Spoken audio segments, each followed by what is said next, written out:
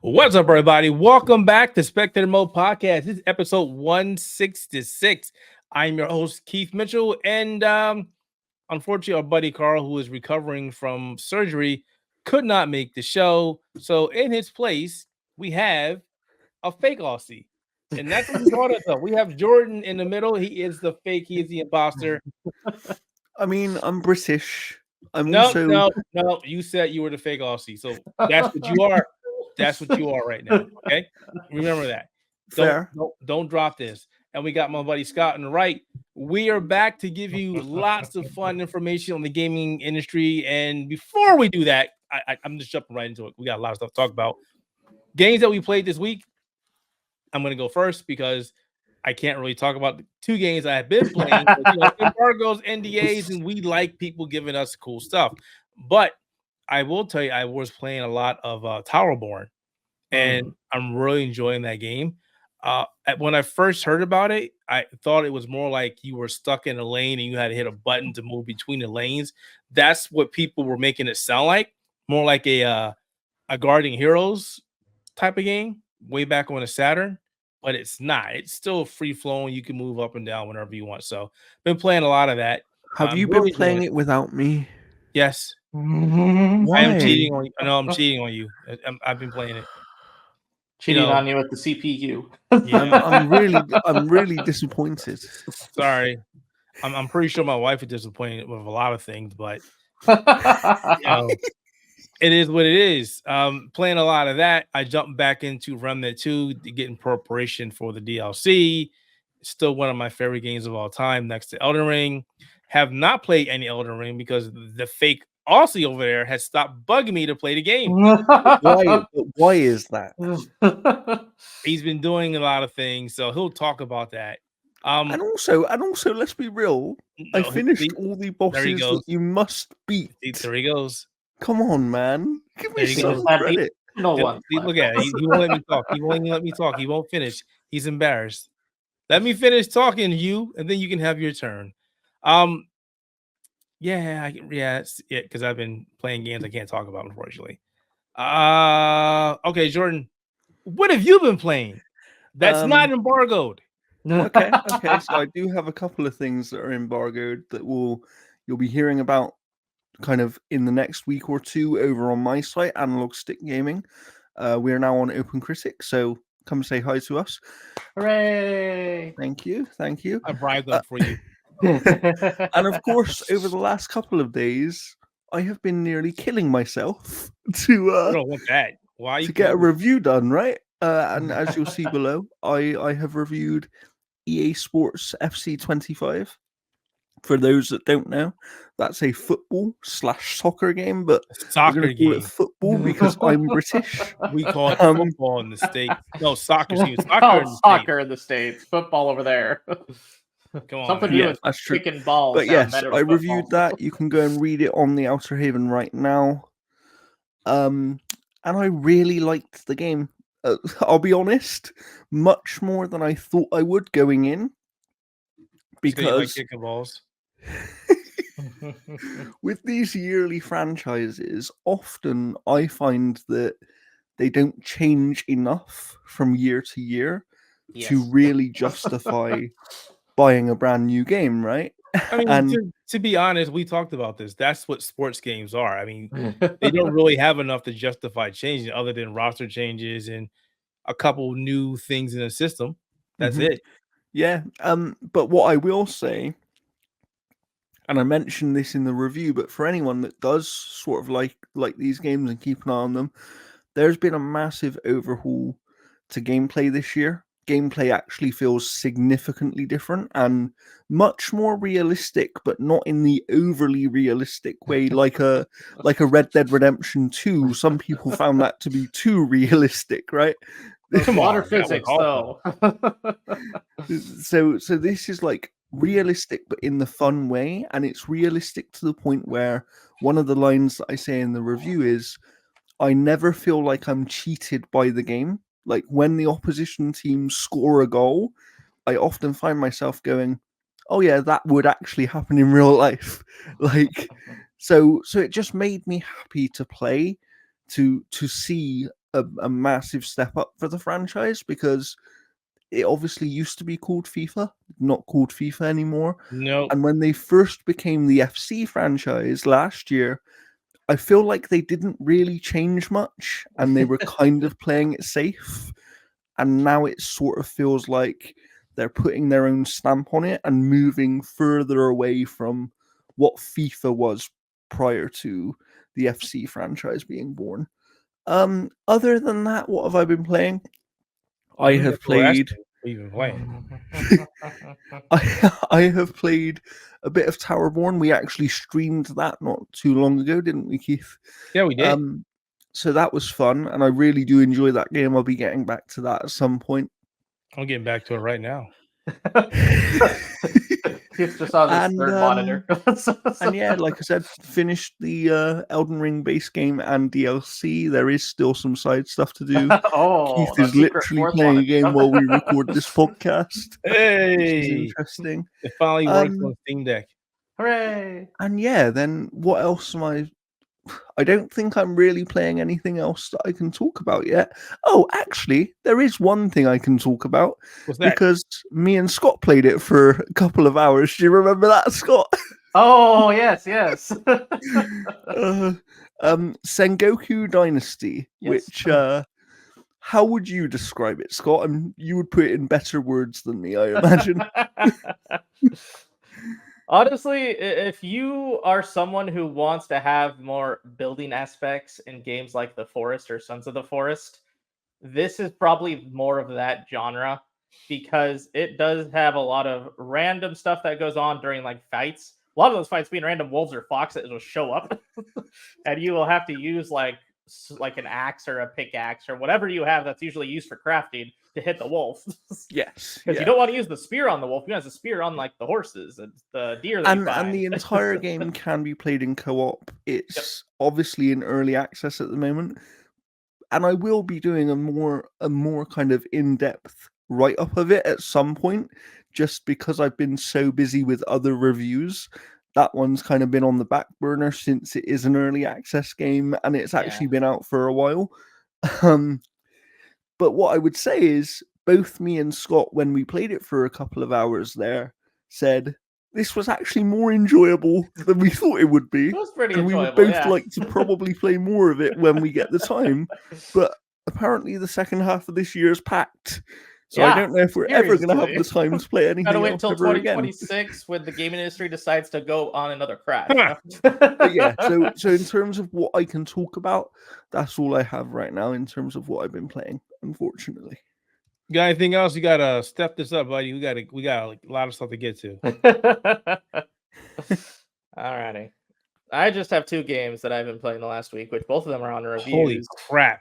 Just 2? Well, 2 I can talk about. So the first one is Key Locker, which is a cyberpunk turn-based rhythm game. It is really fun, and it's also really difficult. There's only some things that I had issues with, mainly with like some of the boss fights and how they incorporated like their resonant satellite links.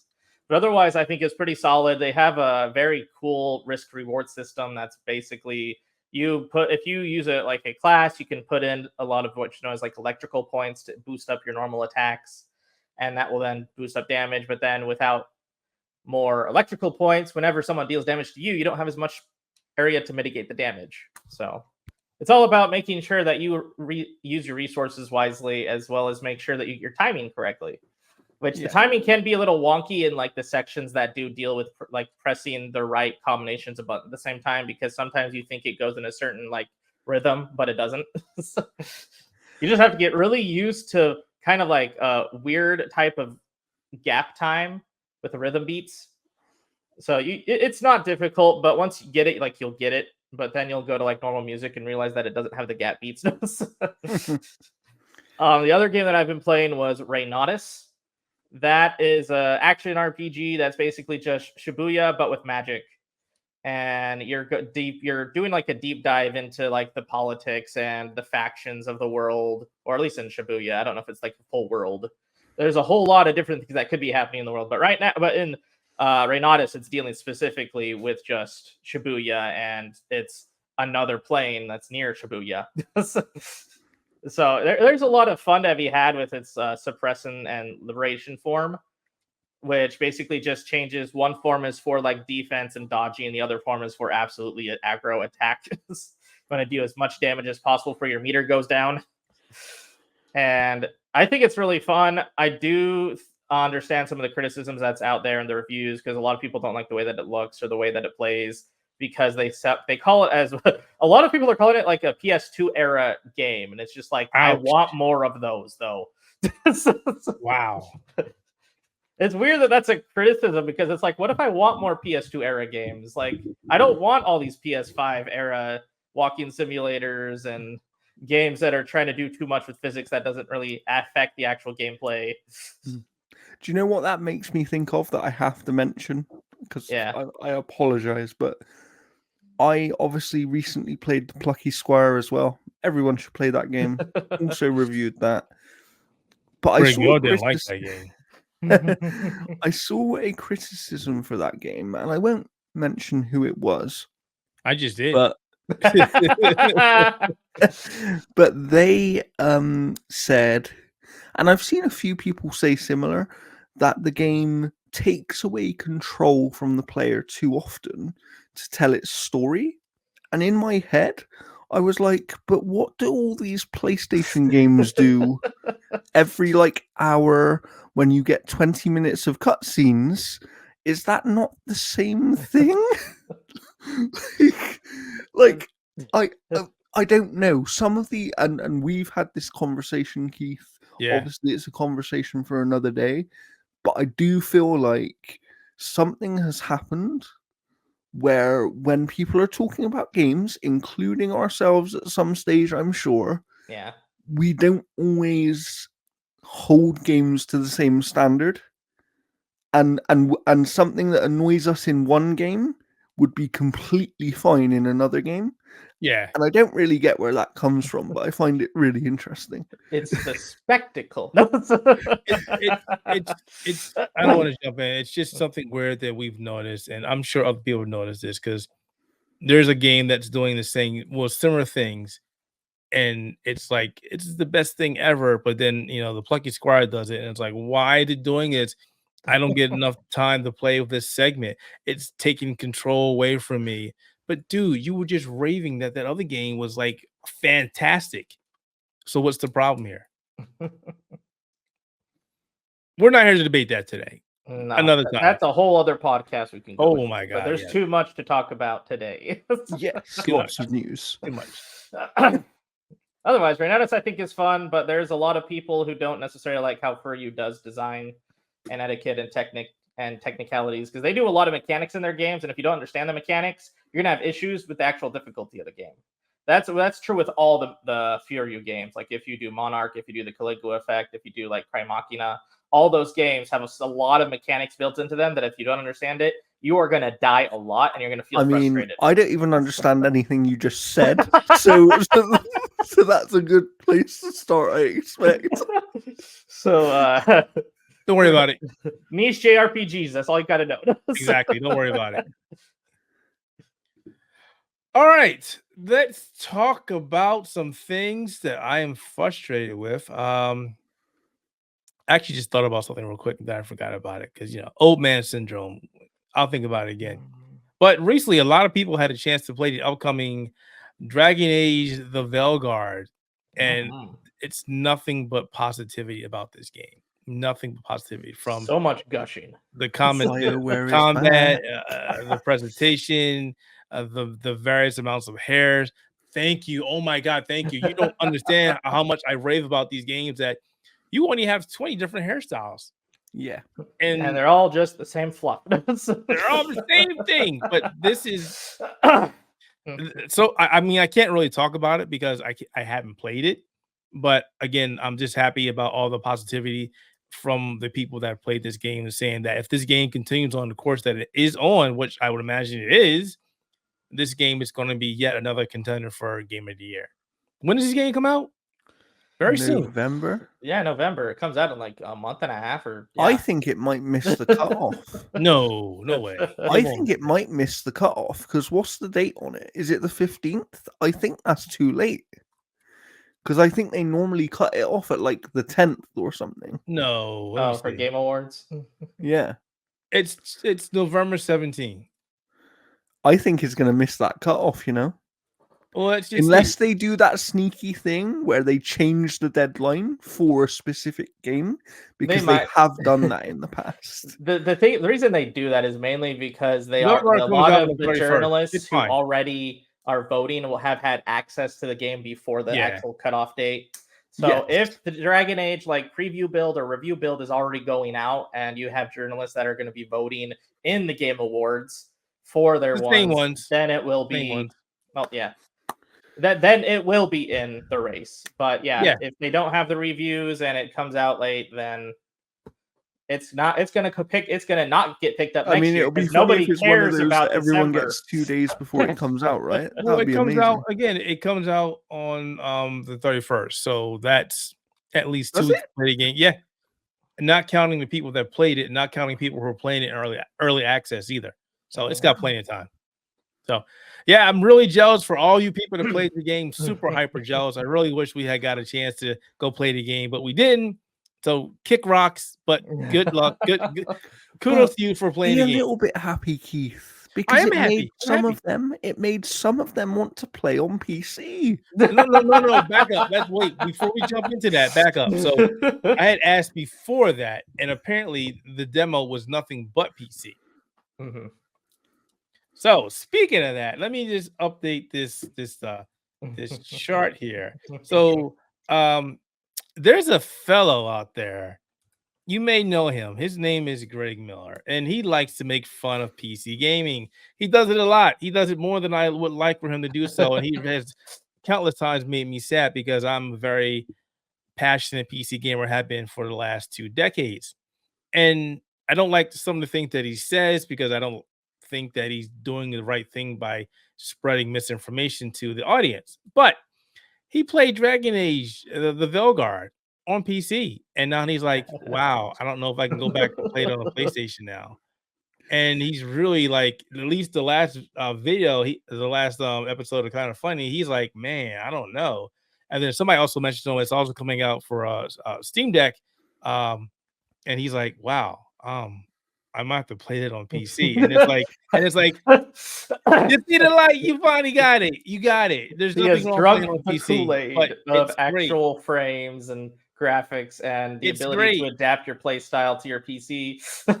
we have cookies and milk here. You'll enjoy yourself. There's nothing wrong with playing on your PlayStation. He doesn't remind you of me though. So I've been into PC for a really long time, everyone. Well, you weren't 10 being years, a jerk 15. about it. He was being a jerk and recording all these videos and whatnot, and telling you were going viral for misinformation about telling parents to lock up their kids and stuff if they play PG. You remember that one? Yeah, that pissed me off. That really pissed me off. So I'm glad that he's understanding that there is a positive light on PC gaming. He could be playing the hill and go, ha, I lied. I'm going back to PlayStation. We'll have to wait and see. But at least he saw it and he's happy about playing on PC. That's all I needed. Good job, Greg. Keep it up. But I do want to move over to something that is a little more frustrating. God of War Ragnarok came out for PC yesterday, and we already had people review bombing the game. And not specifically because the game is performing poorly on some people's machines, because it is, because some people are trying to run this game on the very bare minimum. And I did tell 6 people gigabytes of RAM was like one of the weirdest ones, and it's just like that was not even on the recommended specs. I did tell people this years ago and months ago and weeks ago, and I will continue to say this. When it says minimum, ignore that, because that is not going to be a good experience. That means it will open on the PC, not that it will run.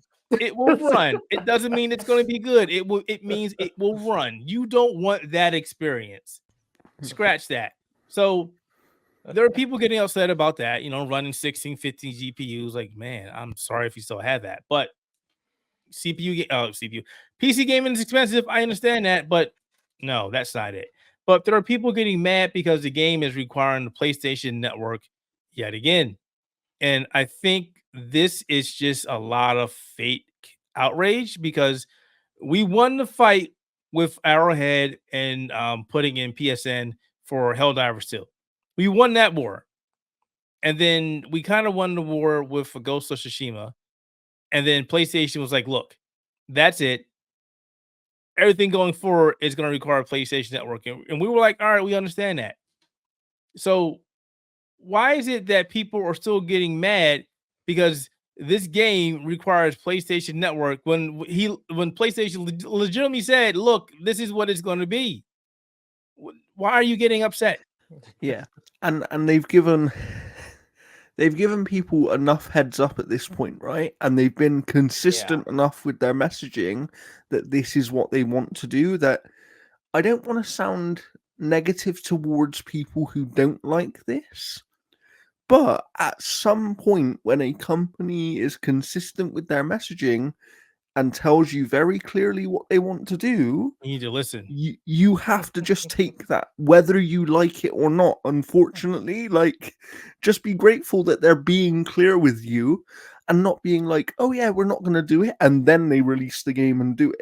That'd be worse. I could understand the issue, but the fact that they're telling you how it's going to be. The only problem I have with this, and unfortunately, this is an unfortunate byproduct, is yet again, PlayStation Network is not available in all regions. So there are some people that, hey, I want to play the game and I don't mind using PlayStation Network, but I can't. Yeah. They need to figure out an alternative for those regions, right? Yes. Once they do that, I think people won't even have an issue with it. Oh no, they will. There'll still be issues. Oh, there'll be issues. Eventually, they'll fall off and get less and less people. It's just right now, it's still super heated. For the people that can play the game, can buy the game, can play the game, and getting frustrated, they're just getting frustrated for getting frustrated. No, we're past this now. Stop giving PC gamers a bad look. Stop it. Stop crying. We log into Steam and Epic. We log into Battle.net. We log into freaking GOG. We log into Ubisoft Connect. It's just one more. Shut up.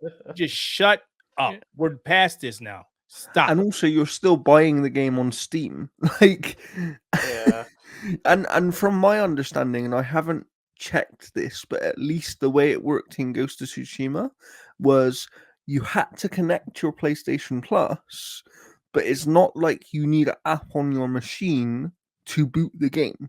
The game will still boot just through Steam. Like, I haven't played it on Ghost of Tsushima. I think you really needed it when you were to play it online, which made sense. The thing that people are complaining about that I'm seeing is, hey, it's a single player game. We shouldn't need to log into the system. Well, PlayStation wants to connect to their stuff. They want their games to call home so they can see how long you played a game and your awards or trophies or what the heck they call them anymore. So that's also another aspect of why they want it, is a lot of people want trophy support. And if you want trophy support, you need to have a profile that has trophies. Think about it this way. Say you have this game on PlayStation 4 or PlayStation 5, right? And you've got 4 trophies, and then you buy it for the PC, and then it goes, hey, you've already got these 4 trophies. And then you get 5 more on the PC, and you go back to your PlayStation, you just got more trophies. Yeah. It's the same thing. It's the same way it works for Microsoft right now. The other thing about it as well is people might think, oh, but why do they want my information? But I would urge people to understand that some of that information they're taking is actually a good thing, and it does help. For example, if they see a game has sold so many units, right, which they can see anyway, that only tells them so much. But if they can see actually people are, sharing this game on their Steam family account or whatever, and millions more people are playing it, that shows them that the game is more valuable than they might think. And I think of something like Days Gone, right? Days Gone did quite well on PC. Why'd you use that game? Why? Just why? I mean, you're causing trouble. You're causing trouble. I know what you're doing. Go ahead. I know what you're doing. But I'm just getting to the point that them being able to see that sort of information about how many people are actually playing a game, how long they engage with it, and all that sort of stuff, that is actually valuable information that helps them, that in an odd way helps the player as well in the long term. Because look what happened when the industry thought that single player games were dying for a while there. No, right? Remember that? Chasing after the live service goose. Yeah. It's just unnecessary complaining right now. I can understand where you sit. I understand that it's a single player game.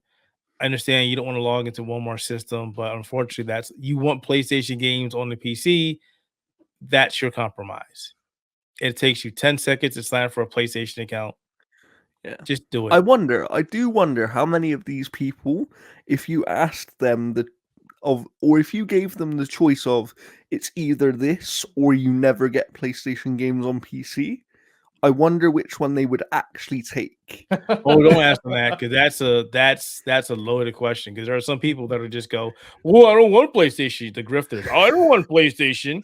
But then you got people like me that legitimately want PlayStation games on my PC, because I know for a fact I get to play the game more optimized, better graphics, better performance. Ultra wide monitor, and you don't need remasters, right? And I don't need remasters, and that's what I want. You know, my PlayStation 5 is a nice bookend, but my PC runs circles around it. But your PC, no, my PC is great. Shut up. Your PC is probably better than like 98% people's PCs. So more than likely. So I pay for what I want, and I know what I'm going to get out of it, and that's it. So but there is some PlayStation stuff you want, though, right? I want all of them. I want all of them. I want Spider-Man 2. I want Bloodborne. Oh, that's never going to happen. What do you think the next game will be? Like, if we were to make that prediction, what do you think it will be? Wasn't that leaked? I would love to see Gran Turismo come to the PC. Oh, can you imagine? I would love that. That would be I would love that. I wouldn't mind seeing Astrobot on the PC. That's never gonna happen. That's not coming for a while. I'm still waiting on Starblade. Don't know why that one's closer. Have they done Last of Us Part 2 on PC yet? It's rumored to be done. They're just waiting to announce it, which most likely, if they're doing their event at Tokyo Game Show that people are saying they're doing, it'll probably be, it's out today. Get it now. I mean, because that I probably would buy on PC, but then I don't know, because that first PC port of Last of Us Part 1 was that took like a month before that to be playable. Yeah. I mean, to be honest, some PlayStation games that came over had a lot of issues. Days Gone had issues. The Last of Us Part 1 had issues. The first God of War had issues. What was Horizon? What was the first Horizon? Zero Dawn. That had lots of issues. That one had a bunch of issues. So you just have to trust Nixies, but they can't work all the time. True. Because they're constantly doing stuff for PlayStation, but they also want to do their own things too. Right. And I want them to do their own things. I want to see all my goal, and I've said this years ago, is one box, have all the games on the box. That's what I want to see. I would love to see all PlayStation games eventually on the PC. And just like why I buy certain games on PlayStation and I may never play them, is because I want to support the developer. I want them to get money in their pocket. You know, I bought Starblade. I've yet to play it, but you know, I want them to have as much money as they can to eventually bring it to the PC. So while Jordan's taking care of health issues there, we're going to keep it here with some more PlayStation stuff, because recently, to put this in my docket here, there has been a lot of PlayStation news as of recently. The 30th anniversary PlayStation stuff. Oh man, that was some stuff. They knew exactly what they were doing. It was the high and the low, and the high and the low, and hey, they were showing off a lot of their 30th anniversary. We got stuff. So they announced But they made me want stuff. That's the thing. Right? Exactly. They announced the PlayStation 5 Pro. They announced the PlayStation 5 Slim. They announced the DualSense Pro, the PlayStation Portable, and those are the only things that really mattered. And I was already on the fence, like I don't think I want a PlayStation 5 Pro, and I had already talked to my friend and I talked to my son, and I was like, yeah. They're like PlayStation 5 and 30th anniversary. I'm like, oh no. Now, to be fair, I was gonna buy it and just put it away and never touch it because it's a collector's item. It's legitimately a collector's item. But I do want the DualSense controller. I want the controller. The DualSense looks nice. If you get one and I don't, can I buy it off you? No. I think my favorite thing about the DualSense controllers, they actually put the colors back on like the buttons. Yeah, I was gonna say that. Yeah, I miss those as much as people say they like it like more professional. No, I hate it like that. Especially when I'm in the middle of a game and I'm like, God, you know, you play games and you're like, is that the right button? Is that the right button? And I can't see it. So yeah I like that. Yeah, I don't think I'll buy the DualSense Edge. I own the Edge, and it's you ever just buy something and you just regret it? Yeah, I regret that. I don't think that was worth the money, and it's definitely not worth it for $200. We don't even know how much these things are going to cost, by the way. Yeah, it's probably going to be more than the normal price. It's going to be $1,000 because it's bundled. It's bundled only. Yeah. So, well, I'm just talking about the regular stuff as well. Like the controller and stuff. Because they're already if I was to guess, they will charge 10% on top of the regular value. I hope your guess is wrong, because Jesus, that's expensive. Doesn't help that they just put all the prices up on all their stuff on PlayStation Direct, so that doesn't help. You know, it also really sucks the fact that we're out to fight the bots. Oh, the bots and the scalpers are going to have a heyday when this comes out, just because it has so limits. Yeah, it's going to be so hard. In a way, they're crazy though, because they could actually sell this at a permanent higher price, and people would still buy it. Like, that's the whole point. This is the thing we argue about Xbox about. Is they make all these limited edition bundle stuff, and it's like, well, you can either get a giveaway or be one of the lucky few to win it. It's just like, just make it, sell it for more than it's worth, and people will buy it anyway. Yeah, pretty much. Yeah. It's going to be ridiculous trying to get this stuff, and I'll be honest, I do want it, but I'm not going to sit there and go like everybody else would know. If I can't get it the first couple of tries, all right, I'm done. It wasn't meant to be. Are you saying I shouldn't do my 2-hour entourage of when I got the Astrobot controller? I will not be doing that. Nope, will not be doing that. If I can't get it the first couple of tries, I'm just going to walk away. All right, like first couple of tries on my phone. Someone on the Outer Haven team is going to get one, and then all of the rest of us who didn't get them is going to be really annoyed. We're going to spite them, but we're going to give them their own channel.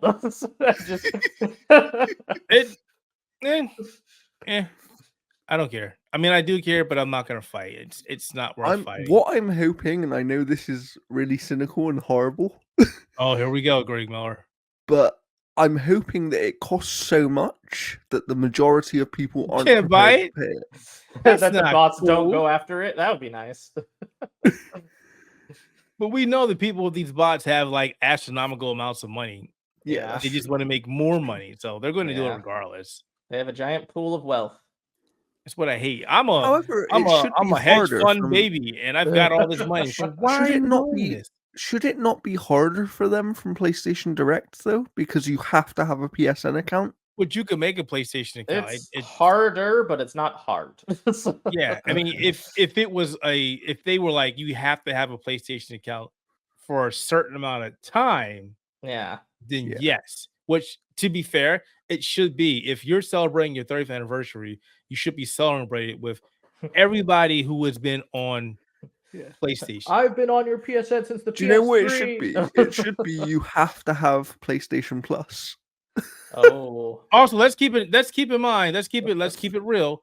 There's 12,300 of them, and a certain amount of allotments are already going to be set aside for the people. Yeah, so we know that a lot of them are going to be some of them are going to go to other retailers because other retailers are taking pre-orders later. Right. So GameStop is going to be doing it. interesting. Yeah. I know a lot of people are like, we're going to be sitting in front of GameStop to get one. I'm like, nope, we're not doing that. It's not worth it. It's not worth it. Not anymore. I don't do that anymore. Have fun with that. So yeah, that's coming out. But we're still talking about PlayStation stuff. Scott, this is all you, baby. What you got? Alrighty, so let's go talk more about a dumpster fire that has been going more and higher and higher. Oh, here we go.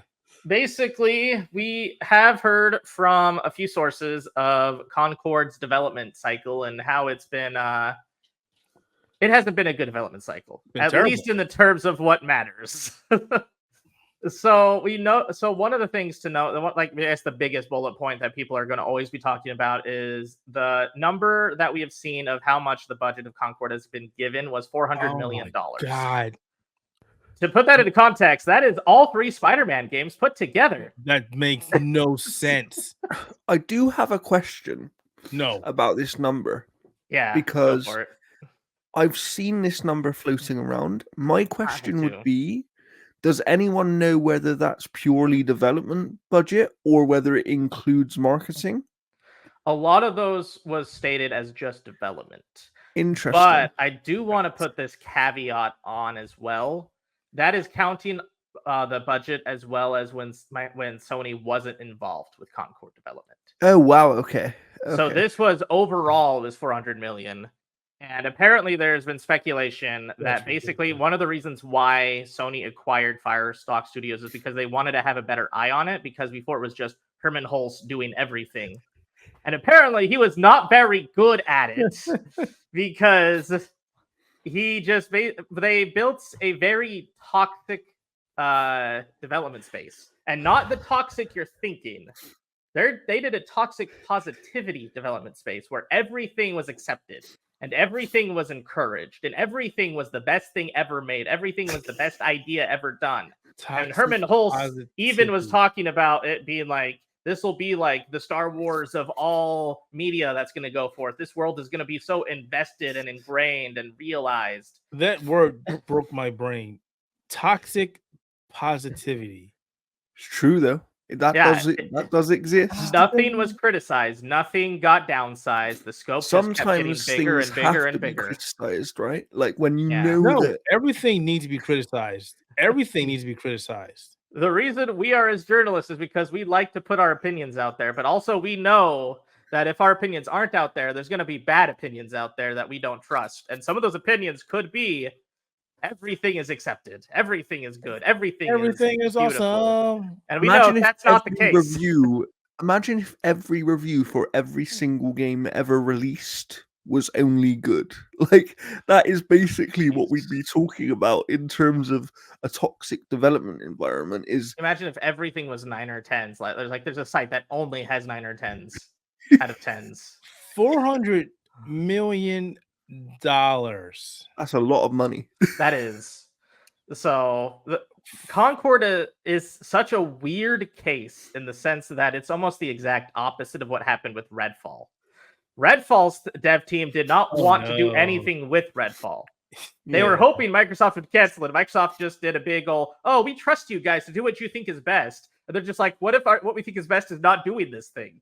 And they're just you can do it. Whereas Concord had the opposite problem, where the development team was just like, we want to do everything. And Herman Hulst is just like, that sounds fantastic. Here's money. And that's basically how Concord got made, is it got no pushback from any side of Sony. And them reining it in was mainly because 2023, in the middle of 2023, which was when Sony acquired Firestock Studios, it was because they didn't have a playable demo. They never showed Sony how it was going to play, how it was going to be, what it was supposed to be about. Only Herman Hulst knew, and he just kept basically going to the higher ups going, it's going to be the greatest thing ever. Don't worry about it. Concord's going to set us up forever. And Sony decided to buy it because they're like, we don't know what's going on, and Herman Hulst is not telling us. So we need to see what is so amazing about this game, just for them to not actually see a playable build. I would have. What are you going on about? I would have loved to have known what their reaction was when they actually did start to see things and learn things. Which I mean, this actually makes more sense now of knowing that we didn't know anything about like how Concord is going to play until the beginning of this year. That was when Sony did a humongous push on the studio to get stuff done. And that's also where a lot of the money and the budget went. So they rushed so much. They had to outsource to different studios. They had to outsource to animation studios to make the cinematics. I don't know how many cinematics they made, but they were planning for like 8 or 9 seasons with a new cinematic almost every week, which means they had a ton of pre-up time to get that done, which is also why they did so much outsourcing, so much animation work, so much development work. And that's probably where a lot of the budget went, is because of how fast they wanted to rush outsource development. I have a very serious question now about this a couple game. of them. Yeah. Right. The question is, when they shut it down a little while ago, they kind of alluded to, we're going to go back and look at our options and see what we can do. Do we think this game ever actually comes back in any form? No. Knowing how this went, I don't think they would. I also wouldn't see. I could also see them just pushing out a free to play with like no microtransactions, no nothing. Just like, we don't want servers, we don't want any, don't put any more development or money into this thing. Yeah. It's gonna stay dead, but people can have access to like the gameplay modes, and they can do it based on just their normal servers, like not even PlayStation servers. It will be like the normal PlayStation Network server that you just host yourself. But the thing is, nobody wants the game outside of a few people that said, "Oh, I really liked it." So there is a lot of, well, not a lot, but there is a very dedicated cult fan base, following, so who really, really liked how Concord played, how it felt. And I would love to know if they really liked it, or if it was one of those cases where they just liked it because they knew everybody else didn't. Because I know that happens to people sometimes, where it's like, as much as I think that's true, I know of at least 2 individuals who basically they played the open beta very, what would be the term, very skeptically, because of how like the closed beta went. And they turned into like, they played it the entire weekend, like 24 hours. They would not go to bed. And they were just like, they pre-ordered it that day. Wow. So I know that that people really, really did love the game. There are definitely those, though, who are very kick against the grain, and everybody hates the game, but they just don't see it. They just don't see the strengths. Like, I was more positive on the game just because of my friends who loved it. Like, okay, so there is something. I did play like the Concord like, open beta and some of the other betas. I would have loved to have seen this game release as a free-to-play game. But now I understand why they didn't want to do it as a free-to-play game. Because when you spend that much money, we need that money back. Yeah.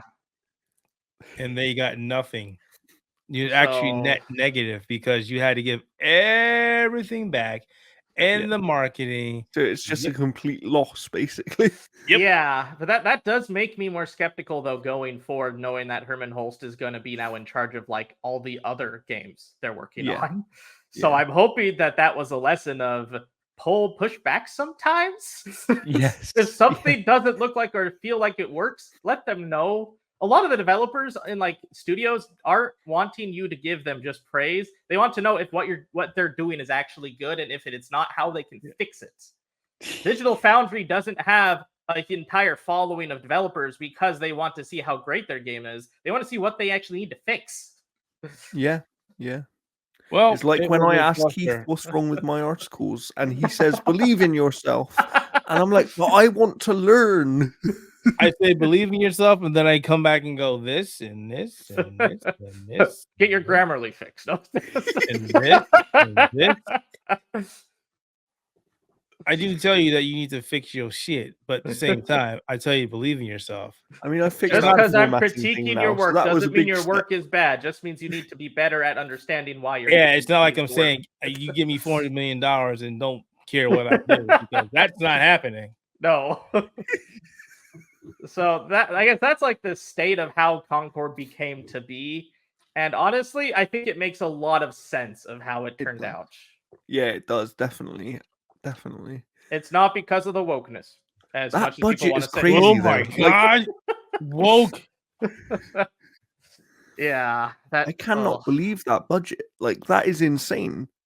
Especially on a new IP. Like, that's a budget where you give it and you know that it's gonna make money. Like, as much as people were hacking on like Microsoft for putting like 500 million in Halo, was it? It's like, that's fine. It's Halo. That is their one Halo. franchise. If that doesn't work, the rest of their games don't matter. Yeah. That's why you put as much money as you do. 400 million is Call of Duty money. Like, that's how much they spend on Call of Duty every Call year. Of Duty money. And they know it's going to make it back because it's Call of Duty. They could give you a Stickman graphics with a gun and put Call of Duty on it. It's going to sell buckets. You know what the bad thing about that is? You're not lying. Oh my God, you're not lying. That's Call of Duty. They have fanatics out there. The last 3 games have been DLC to their final. The other game before that, it's just like, no, it's a complete experience. I mean, if they experience. give me a Stickman Call of Duty game, I will buy it. See, there we go. There we go. Right there. You're not helping. You are the problem. I can say that about you and Souls-like games. But every Souls-like game is good. Is that true? Is every single one good? From software, they are. Okay, I'll let you have that one. Fair. Alrighty, so going from another negative to another negative. Talk about another cycle of fun development where in May we had a lot of like leaks and stuff from a financials call that was from Square Enix discussing sales, projections, and their multi-platform strategy. A lot of people were basically hung up on a certain phrase that a few journalists picked up at the calling, which was talking about Final Fantasy 16 and Final Fantasy 7 Rebirth underperforming in their sales. And when the actual financial callings got released this week, and there's a lot more nuance into that discussion. A lot of the whole sales thing is not necessarily in the sense that the sales themselves were diminishing as much as the journalists originally stated. It was the profits weren't making as much money to cover the losses from previous games that they had in the HD game section. So, for those of you who don't know, Square Enix releases games by the motherload these days. Yes, they do. They have 3 new games this month, for heaven's sakes, and 3 more next month. Like, Square Enix has a problem where they just release games. I mean, not all someone's releasing games because some of these companies decide to just release like 1 game a year. So and they release the game, and then the development company goes tits up. Yeah, so that's unfortunate. So yeah, Square Enix has a lot of outsourced development too because they like putting their IPs with like newer up and coming development studios to see how well they will use them. And in some cases, like Visions of Mana, it does really good in terms of the gameplay and the actual game, but because the sales don't peak, apparently, their father company decides they just want to gut them the day of release because they didn't get enough pre-orders or whatever. That was sad. But anyways, you would know more about this than me, Scott, but isn't Square one of those companies that also always seems to overestimate their games? Oh, absolutely. They overestimate expectations on literally every game they've ever released ever. Which is saying something because some of those games sell like hotcakes. Yeah. And they're still, it's just like, oh, only 10 million? Oh, come on. We need to do 20 million next time. It's just like, okay, Square, the sales that you make on those games would feed an indie company for life. Yeah, I still find it funny that, you know, they release Final Fantasy games and they go, we expect these games to sell more than Final Fantasy 15, which was actually available in more places to more people. Your stuff in more platforms, and maybe it will. That's the funny thing too, because with 15 had a good thing going because not only was it multi-platform, but it was pretty far into console's lifespan, so we had a lot of user base. They had a lot of user base to actually keep track of. Yeah. The problem is when you get into like the first half of say like a console lifespan, you don't have that much of a big user It's harder base. to sell more copies when there's less people with the machine. Yeah, exactly. Especially with the current generation where we had so many troubles the first 2 years of getting people consoles. Yes. People wanted these consoles, but they couldn't get it because guess what? Chip shortages. But I agree with what you said because I looked into this a bit as well. It's interesting because what they were talking about financially is like these games made money, They just didn't make enough money Yeah. to offset the overall books of Square Enix as a company from a gaming point of view. Yeah. And that's the thing with Square, is they have some massive failures and they have some decent successes. They just are very up and down, as we all know. Like, there are people who are going to, for some reason, are going to compare like Final Fantasy 16 sales to like Babylon's Fall for some reason. It's like Babylon's Fall, like, did it make over 1,000 copies, bro? That's a completely different thing. As much as like I actually played the like original like I think press demo of Babylon's Fall, is like this is okay, coming back, but it has some issues with actual like live service elements. Like it's an okay game to play, but if you try to force people to play with other people, which made it really difficult on like a press copy, by the way, because like nobody else was playing the game at the time, so it's just like I'm playing by myself in a dungeon that's supposed to be like difficult challenge for like 4 people. It's just like, this is tough. I had to basically dodge like half the time.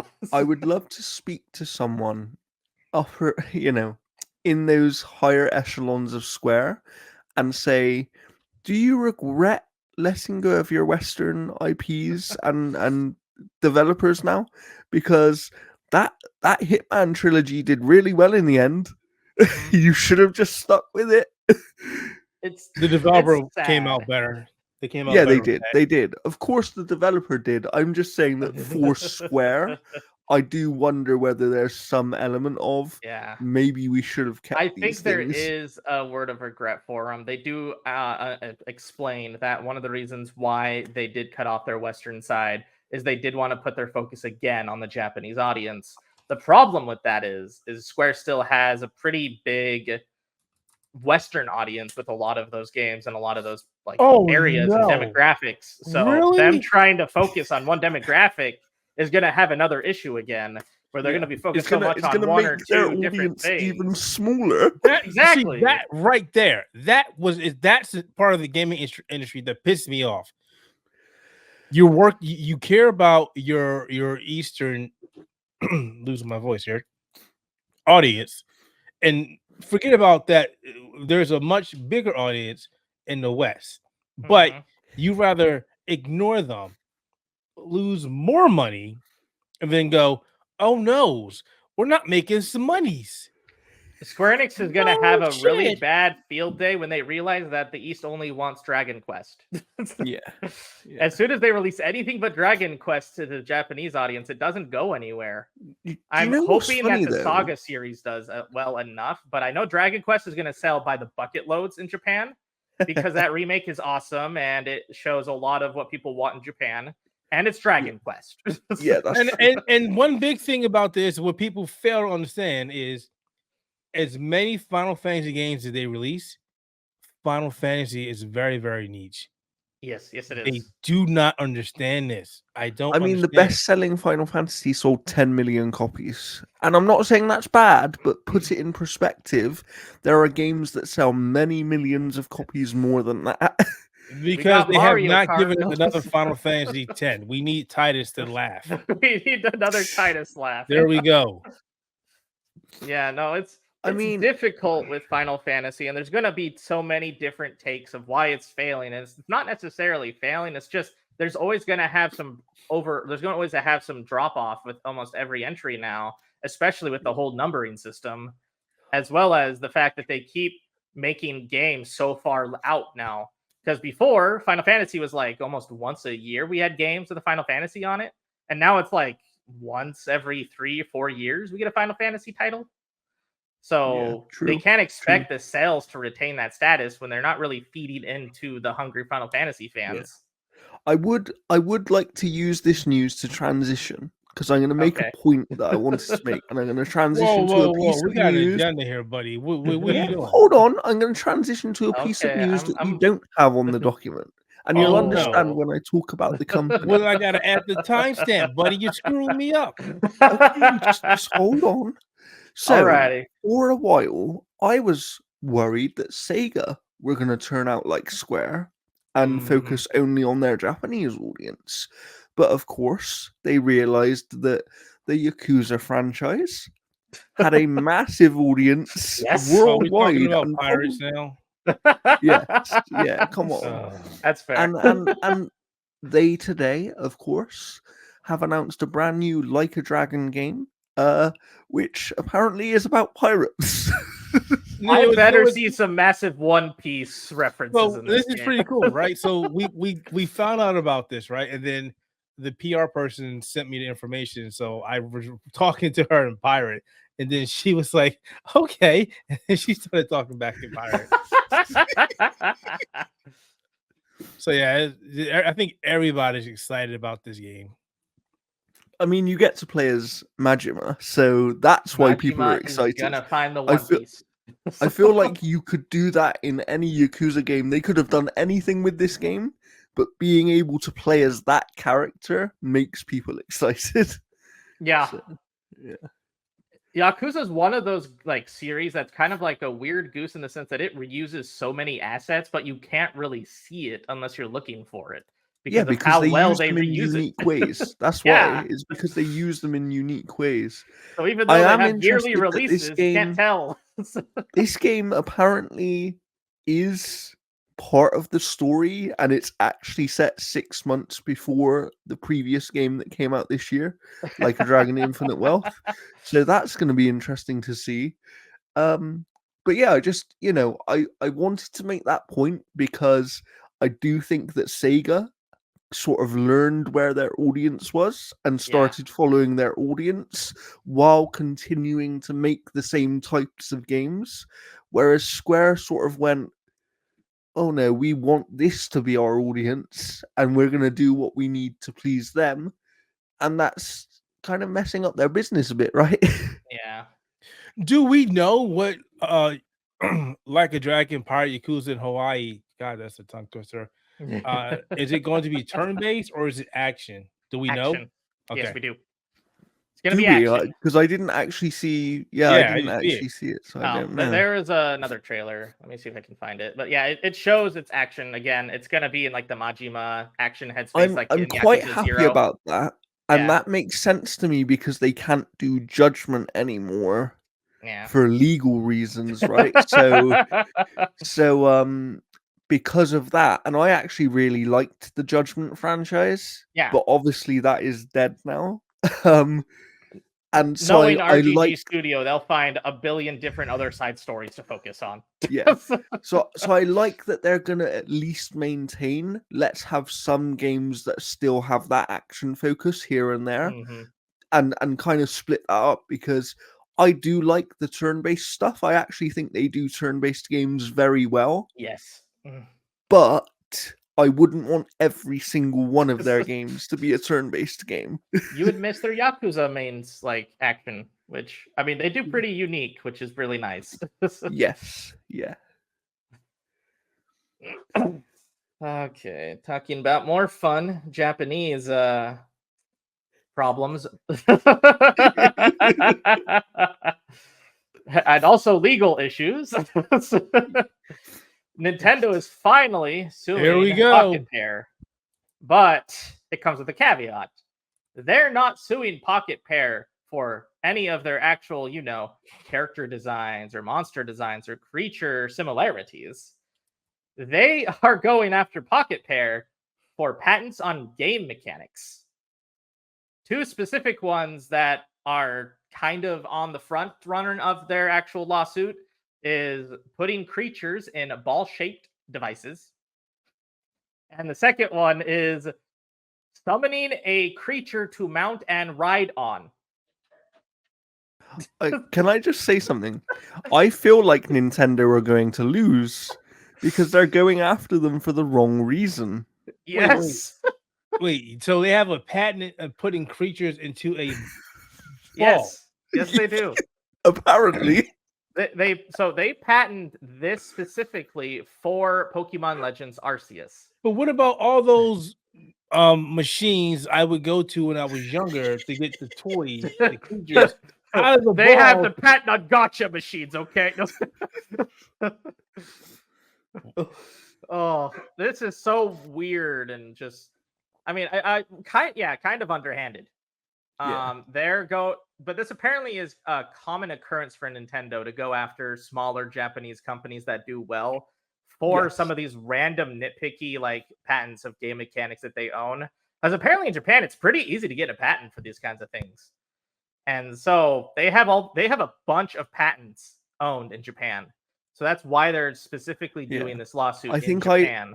I heard at one time as well that they have patents for things they don't even use, just in case other companies use them, which is crazy. One patent that was weird to find is, you know how whenever something opens up from like sleep mode, it asks you if you want to actually get off of sleep mode. That's patent by Nintendo. They patent sleep mode dialogue boxes. I didn't know you could patent that. But apparently they did. They would not win that in the U.S. That would not fly in the U.S. They would not. That's why they're going in Japan to do it. I'm going to keep a close eye on this one because I genuinely feel like they might not even win this one. I think the entire world is looking at this one.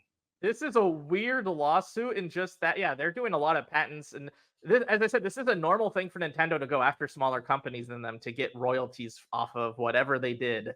They usually go after smaller companies that have huge successes. So Pocket Pair fits that very well. Small company made huge success. But so and also what I want to know is what took Nintendo so long? Because they could have done this ages ago. When apparently in other cases they would download the game and reverse engineer game mechanics specifically to find things that they can sue for patents. So they will take their time looking at every game mechanic in the game to see which patents they own.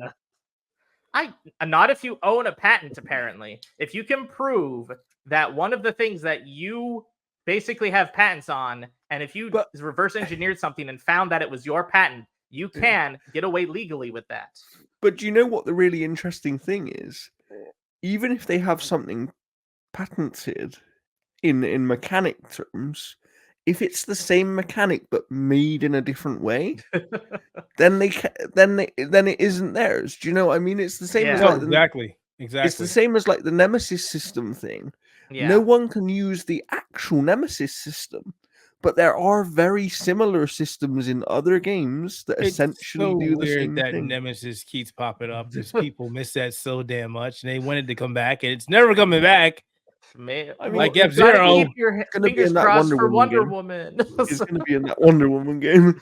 The question is, will it be good in the Wonder Woman game? I mean, sure, it will come back, but will it be good?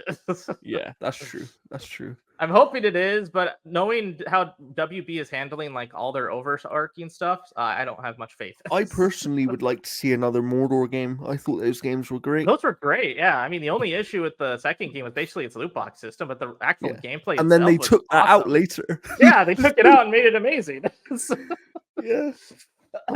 So this is a lawsuit that Nintendo's doing with Pocket Pair specifically in Japan because they own a lot in patents in Japan, and specifically in Tokyo, in Japan. Specifically in the the county of like Tokyo and city, and they I don't know how patents work in Japan, but apparently it's a lot looser than here. Yeah. I just been reading about this entire thing. I mean, it's crazy. It's crazy that they can even patent. Oh yeah, we have a patent for putting a monster inside of a ball. Yeah, like, it's just what? Like, okay. I never would have guessed that was. I mean, honestly, I could have guessed that they may have had something similar to like a Pokeball patent, but I also didn't realize that it would have been this late into the game that they actually patented. But apparently, the reason why they only patented on Legends Arceus is because beforehand it wasn't actually the player throwing the ball; it was an animation where the ball was thrown. Oh, of course. Of Legends Arceus, where they were actually throwing the ball instead of having an animation where the ball is thrown. So that's a whole fun ball game of looking into so many rabbit holes of how patents happen. So yeah, Legends. You can blame Legends Arceus for Nintendo suing Palworld. Yeah, basically. Wow, that's a lot of that's a lot of stuff to go through. It's gonna be interesting to see how this goes down. Yeah. So this is gonna be. Hopefully, we'll be able to see whatever comes this way. But Pocket Pair is talking about that they are going to basically be taking this straight to court and letting it go through to see what they actually did wrong. because they didn't realize about all these patents, and apparently that's a normal occurrence because nobody actually looks at a lot of the patents when they're making a game. That seems like a little bit too much of busy work, especially trying to look at Nintendo's patents. It's also kind of a dick move to just make patents that you see in America, in the United States. When you make a patent, you have to use that patent. If you don't use that patent after a while, you lose it. But I guess not so overseas. You also have to prove that you were the one who invented it too, with like blueprints, documents, like engineering, structuring. So there's a lot of like. Well, I can tell you for certain. I can tell you for almost certain, without even being an expert, Nintendo did not invent putting monsters into balls. Like, well, yes, but they're saying is we invented throwing the ball with a monster in it. This is exactly what they're saying here. Mm-hmm. It is so wonky. And if you really want to go into rabbit holes, go look at all these patents that they own and just figure out which one they're going to sue Pocket Pal for or Pocket Pair for. Yeah. Wow, that's what they call a dick move, Nintendo. Yeah. Do you know what the funny thing is as well? This could be solved really easily because Pocket Pair could just go, okay, we'll change this and this. It's a cube. Pal Sphere is now the Pal Cube, everybody.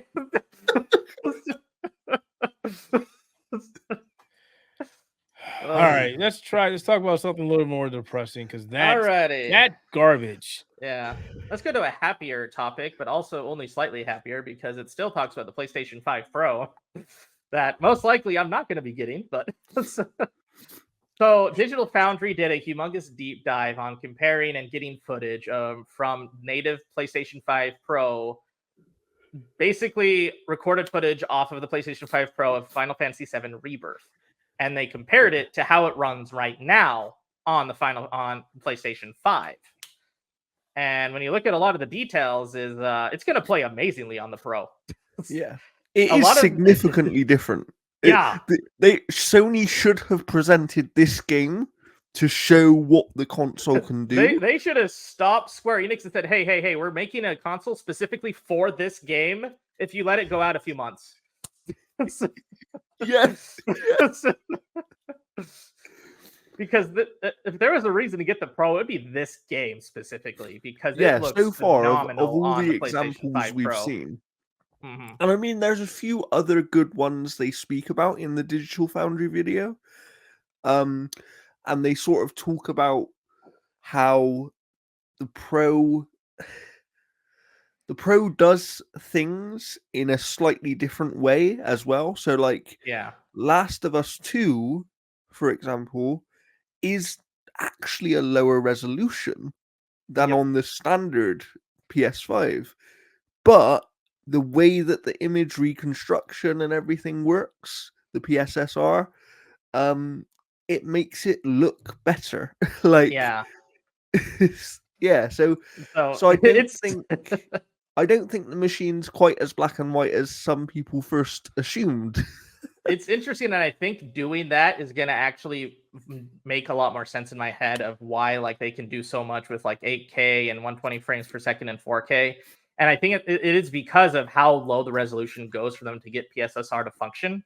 Yeah. And it's weird because it has like a low resolution of like say 700, 800p. But when it's actually displayed like hand in hand with like the 4K native one, it's just like almost exactly the same. Like, it is ridiculous. To the naked eye, you can't tell the difference. Like they are, and look, I'm gonna say this loosely because we haven't seen actual comparisons yet. Yeah. But it does seem like they're reaching that DLSS quality kind of range. Don't say that. Don't say that. And no, but what I'm saying is, okay, I'll say it this way. They're not FSR. and that could be massive for the console space. It really could. I'm really looking forward to seeing more from the PlayStation 5 Pro, and I can definitely say that 9-minute thing that Mark Cerny did was apparently nothing. Yeah, that was a waste of time. Again, that could have just been a blog post. That could have was been a it. blog post. Just like, hey, did you remember all the leaks that happened to the PlayStation 5 Pro? Here they are. They're true. I go still away. feel like the reason that happened was because the last couple of times they let him speak at length, people really didn't like it.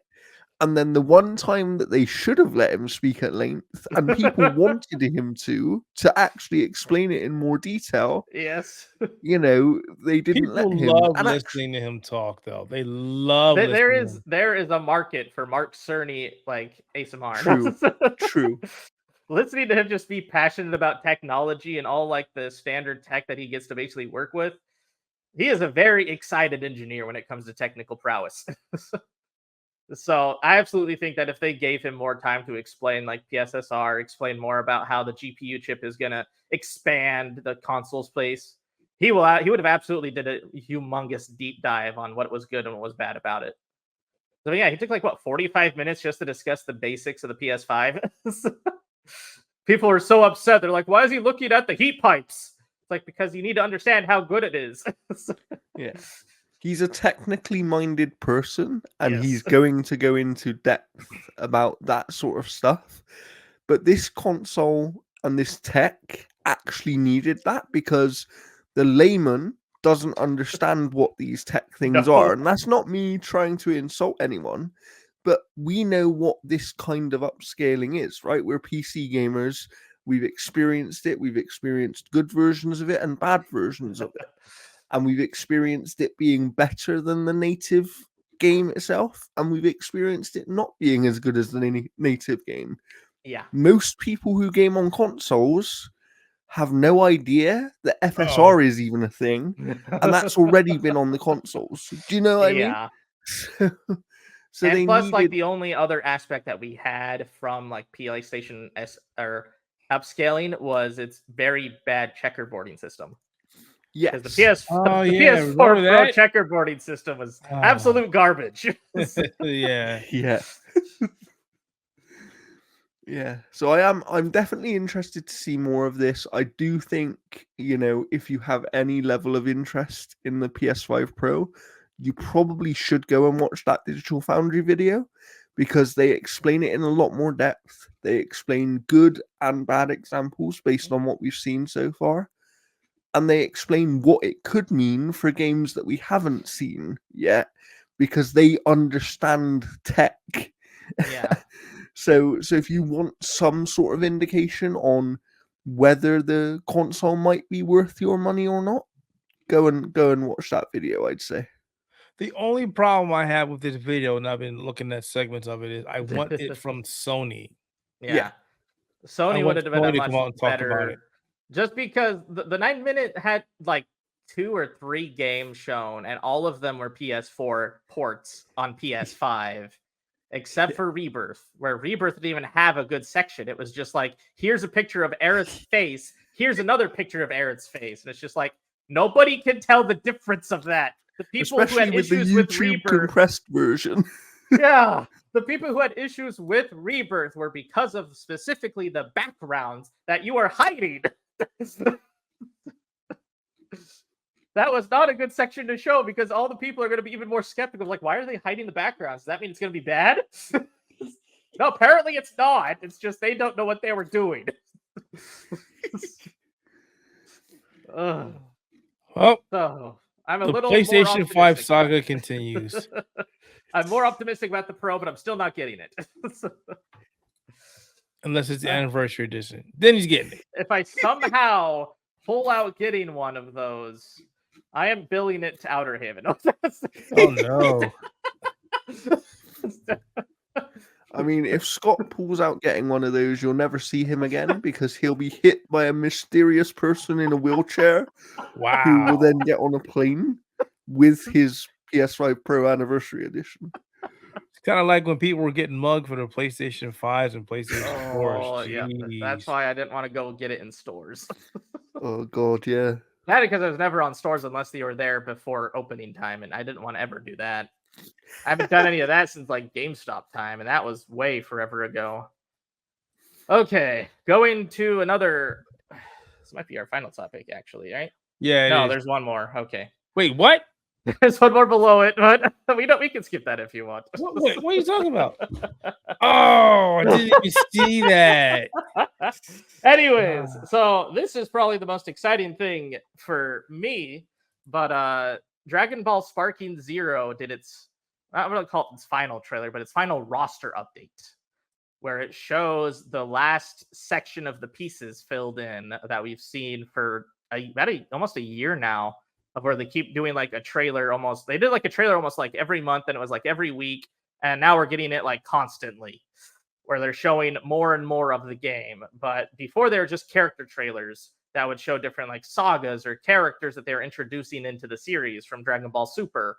And this final one that they showed us was about like the final sections of Dragon Ball Super, and then they blinked it out to then open it up again to be like, guess what? We're bringing back the Dragon Ball Z movies. Where they then increased their roster base size from 164 to 182. It's like, do you think that somebody's going to use all of those characters? Yes. Seriously? If you look at their custom mode settings, I will absolutely make a custom mode map that uses every single character from like a multiverse standpoint. There is so much you could do in that game. Characters. It is obnoxious. You could do custom scenarios, custom maps, custom dialogues, custom animations, custom frames. And you already know that this is going to be on Steam, so modders are going to go insane on this mode. Yeah, they are. We're gonna get We're gonna get freaking like Dragon Ball Hero content in this game because of modders. We're gonna get Super Saiyan 4 Gohan from freaking Dragon Ball AF in this. This is the ultimate Dragon Ball game, and it probably will be for a long time. I don't think they could ever do a game like this again because of how well they kept it a secret. Yeah. This game was in development for about 5-6 years, and we didn't know about it till last year. And there was no leaks, no nothing. It was just, boom, Goku's back. Boom, Budokai Tenkaichi 4 is now sparking. See how good things are. And this is exactly what we talk about when stuff isn't spoiled and you show the fans and then just go ape shit and go, what is this? What is this? What is this? Yeah. Wow, what is this game? This is the importance of keeping games under lock and key. And it's stupid. What's the word I'm looking for? This stupid leaking mentality that we have in the game industry just needs to go away. Nobody cares about your 15 minutes of fame. People need to keep things like this undercover. Yeah. I hate getting spoiled on stuff. And sadly, this roster reveal was kind of spoiled for me in the sense that people were getting early copies of the physical case from like GameStops. And it already said on the back of the case that there's going to be over 180 characters. So we already knew that the 164 character limit from then was going to be a lie. But that also means that with the DLC that we already have in planned, which right now is going to be Superhero and Daima, we're going to have over 200 characters. Yes, there's going to be there's a third DLC that has yet to be announced what it is. More. And that's going to be the first pass. So basically, I should buy this game. That's what you're saying. Absolutely.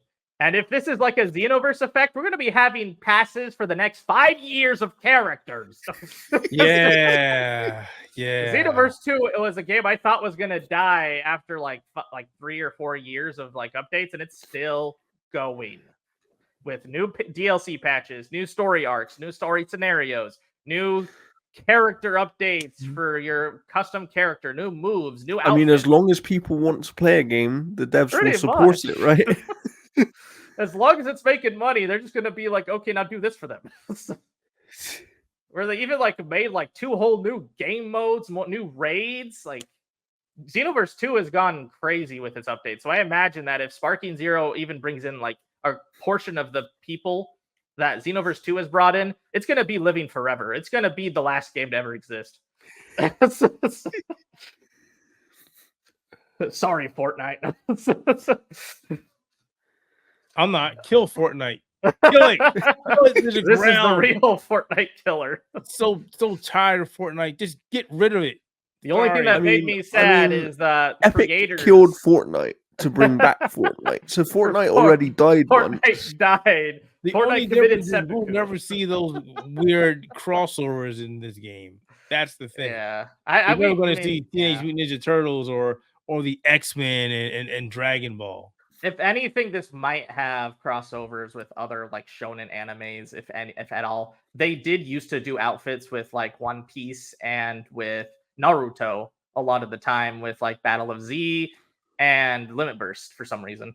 But yeah, so they used to have collabs with those, but I don't think they'll be as. I don't think we'll get those either. We don't need to. Sparking Zero is going to have enough characters to have to find in its own universe. It's going to have 1 million characters in 10 years' time.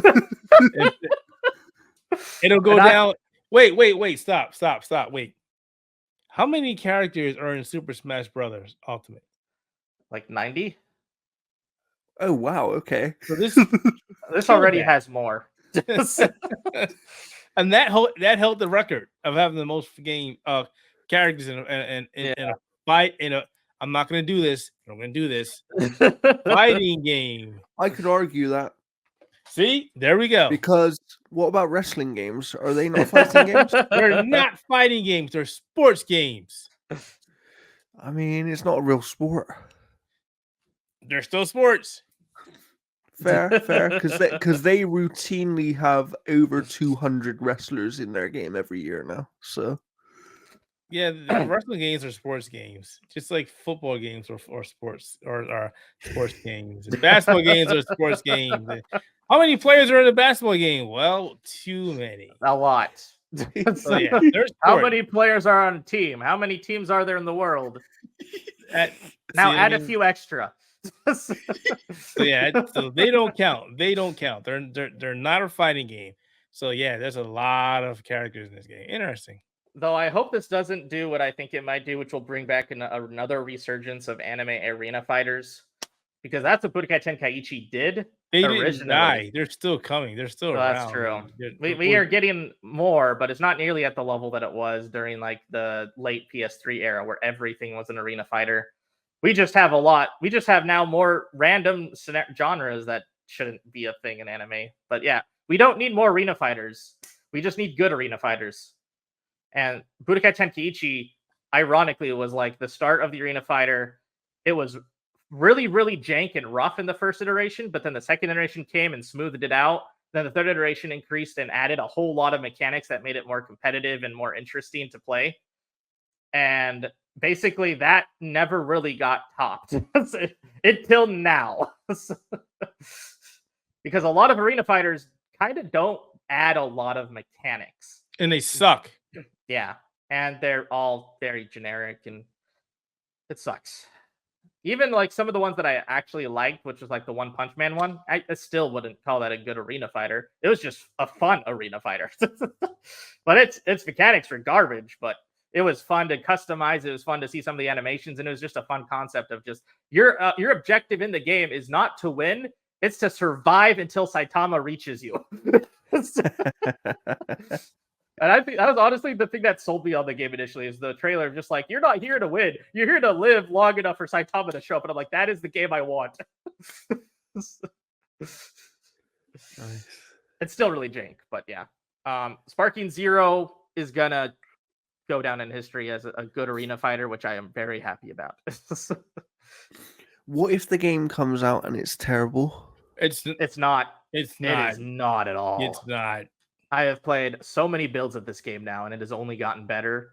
And the final build has already been revealed to creators, and they said that it's even better than the build that I played before, and that build is already really great. Oh wow, that's good. That's good to hear. So, I mean, all these people have only played, like, there was a few of these content creators who only went to like PAX or Gamescom just to play Sparking Zero. Like, that was their entire reason for going. It's just like, you spent like $2,000 to play one game. You know that, right? But they didn't. They didn't care. They went, did it, and then so this most recent one to play the final build was like in Madrid.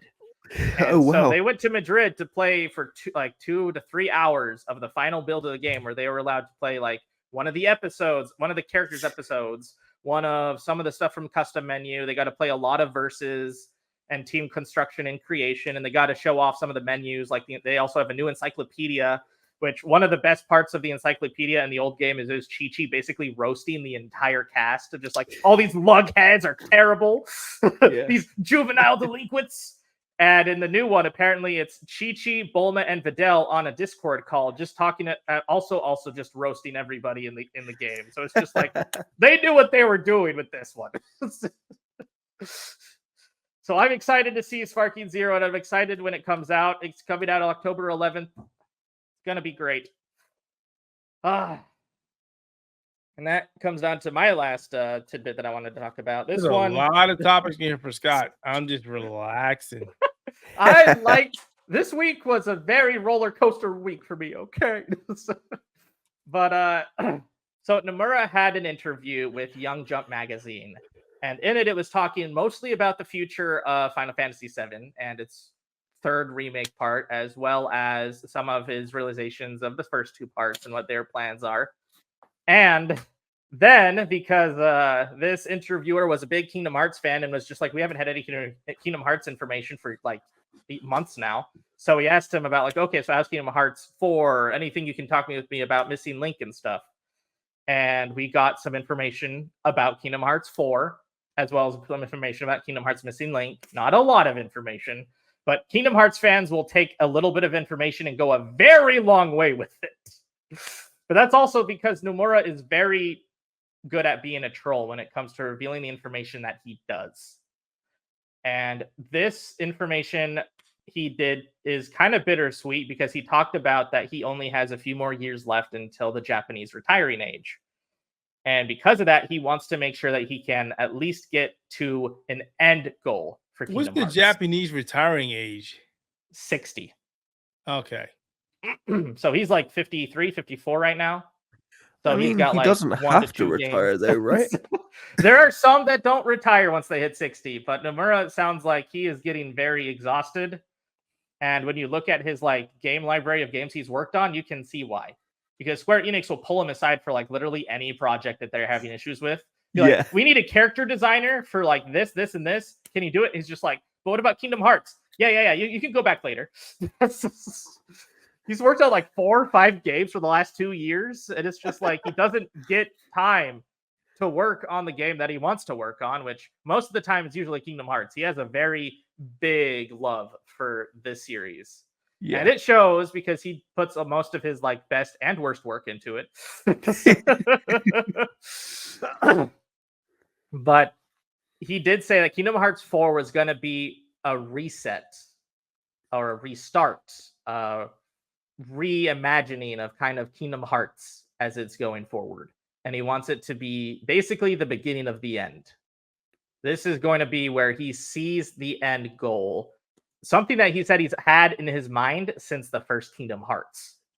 Which initially I was kind of skeptical, but there is beta trailer lines that was from a previous build of Kingdom Hearts 1 where he put actually a lot more lore that actually connects to Kingdom Hearts 3, but that's a whole other ball game.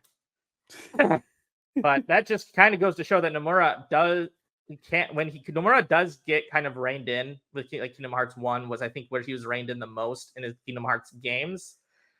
He made it a standalone game to see like how good it was going to be, to see if they wanted to do more Kingdom Hearts. And I think they had like a thing with Nintendo to make a Game Boy Advance game afterwards because they couldn't put it on a Nintendo machine or something like that. So there's a whole thing with Square and Nintendo. But anyways, Kingdom Hearts 1, I think, was the best in terms of its structure, its plot line, as well as just it narratively. Kingdom Hearts 2 was the best gameplay-wise, but narratively, it was a mess. And every other game since then has basically been narratively a mess. But I still appreciate it, how his mind works in story arcs and combining little details. But I will say, it is absolutely a mess after Kingdom Hearts 2, and I think it might have been because as soon as Kingdom Hearts 1 was a huge hit, they just let Nomura have full control, and he just went crazy with it.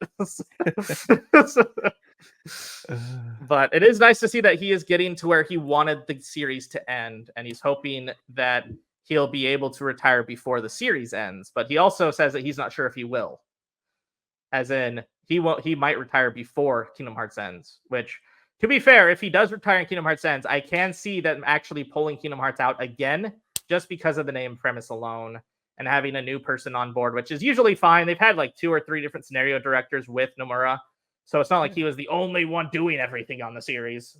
He was just the biggest hand on it. So it's going to be interesting to see where Kingdom Hearts goes with Kingdom Hearts 4. And he did note that Kingdom Hearts Missing Link isn't going to be lore relevant. Thank goodness. That was one issue I had with Union Cross, is it was very lore relevant to Kingdom Hearts 3, which was annoying as crap. Because if you weren't following Union Cross, you wouldn't know what happened in this world, or what happened in this world, or what happened to this world. And it was... anyways. So Missing Link is supposed to be... I couldn't play it. I couldn't play it. Missing Link is going to be a hidden history of the Kingdom Hearts world. It's going to be a blank space, basically, is what he said. If you like the game, if you like how it functions, the gameplay, which, to be fair, Kingdom Hearts gameplay is phenomenal. Its action combat is one that's very unique, and it has a lot to do with basically mastering a lock-on system, which is a system that a lot more people now use back then. For good reason. Without lock-on, there's a lot of issues when you have very fast fighting. Yes, yeah. But so Kingdom Hearts is getting to the end game, so to speak. And 4 will be the beginning of it. The question is, do these games ever come out? Because I feel like Kingdom Hearts is one of those things where you think it's coming for years, and then it almost comes, and then something happens, and it doesn't. Do you know what I mean? Like Kingdom Hearts 3 had a very big problem with that. Yeah. It's funny because like before Kingdom Hearts 3, we almost got a Kingdom Hearts game like every year, like before it started development. We got Dream Drop Distance, we got Birth by Sleep, we got Recoded, we got 358-2 Days. Like there was a lot of games we got in such a small time span. And whenever they were working on Kingdom Hearts 3, the only thing they did was remaster them and throw them out on all the different consoles. Which, to be fair, I am happy they did that, because I don't want people to have to be like, okay, so to get into Kingdom Hearts, you need a PS2, you need a Nintendo DS, you need a Nintendo 3DS, you need a PSP, you need a PS Vita, you need to have a PS3. Oh, wait, no, you don't need PS3 anymore. Don't even give it. You also need to get a phone app, apparently. Wow. Yeah. So Kingdom Hearts had a very weird timeline and chronological events that happened. So getting into the series with only having one collection is much better to have to tell people hey, do you have a PS4? Do you have a PS5? Do you have an Xbox One? Do you have an Xbox Series? Do you have a Nintendo Switch? Do you have a PC? Good. Get this one game. You have everything you want in it. So yeah, I've been into Kingdom Hearts my entire life, basically. Nice. So I've followed every single game, both lovingly and frustratingly. Fair. So it's going to be very bittersweet to see it starting its end game. After how many years it has been. It's only been 20-ish now. Are you, Scott, when this game comes out, are you still going to be around? Will I be alive? Or are you going to be like 90 years old? I might be alive, and if I am 90 years old and it's out, I will play that. I will be in the retirement home screaming at the manager, I need this console. Brilliant. All right. Well, we got through that, and I didn't die, so that's always a good thing. He was playing Towerborn.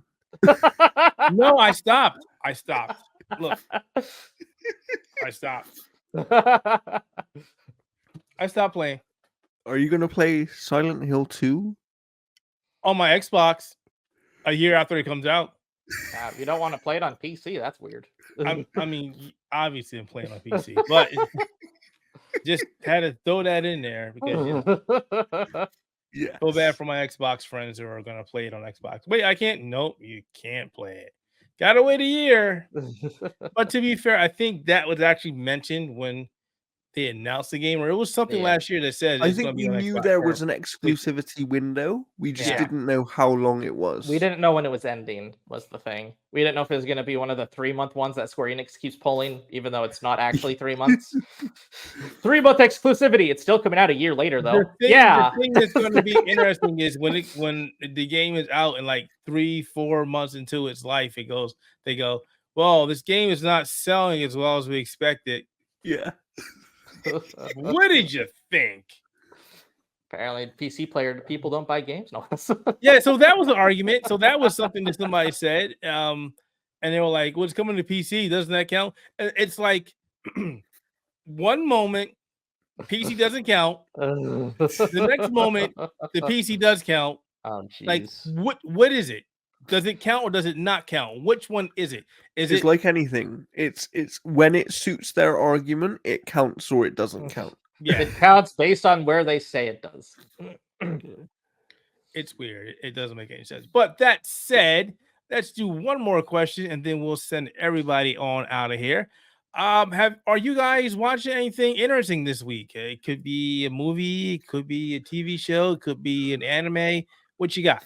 So I watched, before we recorded this, actually, before we're doing this right now, I watched the movie Trap, which is the new M. Night Shyamalan movie, which has Josh Hartnett, I believe, is the main actor in it, and it's about. Oh, I saw to set it up. Trailer about it. Yeah, basically, he is essentially some sort of serial killer, and they're trying to catch him while he's at this concert, but. I'm not sure how I feel about the movie yet because I need to let it kind of go around in my brain for a little while. But what I will say is his performance in the movie is phenomenal.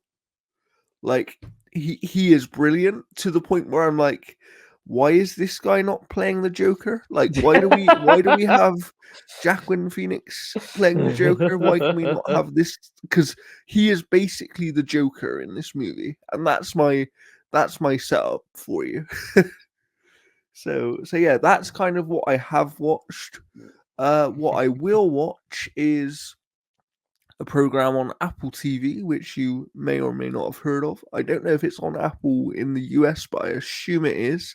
It's called Slow Horses, and it's basically about a group of MI5 rejects who are thrown together but sort of hate each other and just have to learn to get on to deal with all these different cases that they have and stuff. And it's like comedy but serious, and there's lots of heart underneath the serious tones, and it's really good. And Gary Oldman's in that, and he is phenomenal in that as well. So yeah, other than that, I haven't watched anything really.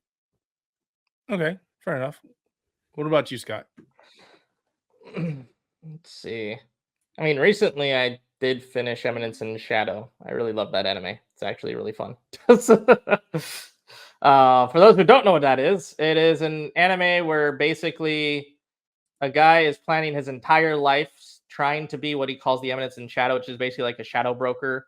Or for those of you who are familiar with somewhat anime, he wants to be the Urahara of Bleach, but he wants to do it in real life. And he tries to do it in real life by practicing with like crowbars and stuff, and then until eventually he dies, because apparently in real life it's not as easy as the anime makes you think it is. And then he gets isekai'd into a fantasy world where it is as easy as that is supposed to be. Isekai. We're not going to be done with this. But it's absolutely hilarious because he literally doesn't know what he's doing as much as he just thinks he's so cool with his aesthetics. So he goes on and just makes up some of this most random bull crap when it comes to like lore or plot of the world, just for that lore, the plot of the world to be exactly correct as it was. So even though he makes up all this garbage, it's always true, and it's always hilarious because he still thinks he's lying to people. Everyone thinks he's telling the truth. Because they see it's actually reality, and they're like, we're going after this cult. And he's like, oh no, the cult doesn't actually exist, but it'd be cooler if it did, because then I could go out and show off my skills. So it's just absolutely hilarious. So it's definitely a recommendation. It's on Hulu right now too. And the thing I will probably be watching later, either today or tomorrow, might be the Agatha All Along show Yeah, I want to on watch Disney that. Plus. Oh, I need to watch that as well. Yeah, I can't watch it because my wife is off of work and she's on a 4-day stint, so I can't watch it until next Tuesday. So, yeah, it sucks. But what have you watched, Keith? Well, outside of random YouTube stuff and Trump versus Kamala. Oh no. It just makes me sad about the state of this country and how far the GOP is going to literally stage this crap. It's just ridiculous, the stuff that they're doing. Don't you care about the cats? I mean, I care about my country and what's going on here. This is just ridiculous stuff. But I will say this, and I don't believe I'm saying this. I did go and see Transformers 1 after I had said I wasn't going to go see the movie, but I went to go see it. Now, I am a big Transformers buff. I've been watching Transformers ever since G1 when I was a child, and I followed it up forever. And I was like, man, they're going to butcher this stuff up after watching the trailers and whatnot. But it wasn't that bad. They were somewhat faithful to the material. They did a great job with the characters, with the exception of Bumblebee. He was a moron, and I didn't like the way they portrayed him as a moron. And I was talking to my wife about that. I was like, no, Bumblebee is this warrior. He is, how did dedicated. They get Bumblebee so right in the older movies as like the only one they did right? Now they didn't. Even the Netflix one, they made him like, eventually he was a warrior. This one, he was just a moron throughout the entire Hey guys, I got laser knife. Look at me. What the fuck? Why? But they really did a great job with D16, which was Megatron. Fantastic job. Fantastic. The rage, the emotion, the frustration, the rise to power, everything on that was perfect. They could have did Prime a little bit better, but I get it. I liked it. I enjoyed it. But the problem I have with the movie is not with the movie. I talked to 2 other people on Twitter just maybe half an hour or so ago, and like, I'm in a movie theater, and there's like only one person in here with me. And somebody else said that earlier today. And when I went to the movie with my wife, there was only 4 of us in there. Wow, that means no one's seeing this movie, right? Yeah, it's, it happens. But no one's seeing any movie at the moment, to be fair. Like, the only movie that gets anything right now is the Beetlejuice movies. Yeah, out right now. Everything else has just been dead. Yeah. I really do want people to go see this movie because they look like they're setting it up. If even the people who were with me didn't even watch the end, and I'm like, you need to stay to watch the end credits. There's probably end credits. Hey, there's end credits, and you didn't. Was the question is, don't spoil it, but was the end credits thing important? Yes. Yes. Because sometimes they aren't, right? Like sometimes these end credit things are there just so they can say they had an end credit thing. No, I do think they're important. Okay, interesting. So, but everybody left, so they didn't see it, except for one guy that we were talking Transformer history as we were walking out. So I was like, I just want to demonstrate to people, right? Keith loves Transformers so much that we were talking earlier, and he was trying to find more than Gundam, but okay. He was trying to find a toy that he didn't have. Yeah. He was a kid. I've never owned an Optimus Prime toy outside of like cheap bus. I've never really owned an Optimus Prime. Never. I've always like missed my shot. Like I would go to Toys R Us. Oh, there's Play-Your masterpieces there. Like, I'm gonna come back later and get it. I come back and they're gone. Oh, one's up for pre-order. I'll get it later. It's gone. Like, and a new reissue of the original Optimus Prime with the trailer came out, and it's a reissue at Walmart. And I've been on Walmart's website and it's not there. So, fuck. Aww. But yeah, there's plenty of other Optimus Prime. If you work for Walmart and you have one, hit Keith up. There's plenty of different Optimus Primes out there. I'm just not trying to go spend an arm and a leg for one. You know, I've done enough. I've done enough of that. Yeah. But that said, thank you, James. Yeah, thank you, ladies and gentlemen. I can't talk right now. Thank you, ladies and gentlemen, for rocking with us, watching the Spectator Mode Podcast, episode 166 of myself, Jordan Scott.